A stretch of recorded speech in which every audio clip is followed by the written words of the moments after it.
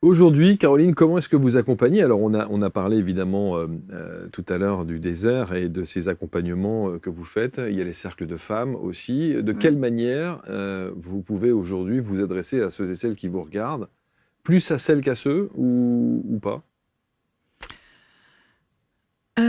Plus à celles qu'à ceux parce qu'il y a les cercles de femmes et que dans les 2 déserts par an, il y a toujours un désert pour les femmes. C'est un sujet qui m'a animée pendant de nombreuses années autour du cycle féminin et de nos différentes énergies. Et de voir que le féminin, c'est pas juste être mère ou épouse, mais et de comment aller accueillir aussi l'ombre, ces moments où on est moins bien, où on est la pas belle, la pas jolie, la pas gentille, et qu'on n'a pas besoin d'être traité d'hystérique pour ça, et comment on peut s'accueillir dans ces mouvements plutôt que de se dire c'est pas bon. Et si je m'accueille mieux et si je me comprends mieux, je vais pouvoir mieux donner mon mode d'emploi. Et on revient sur la communication à l'homme qui partage ma vie.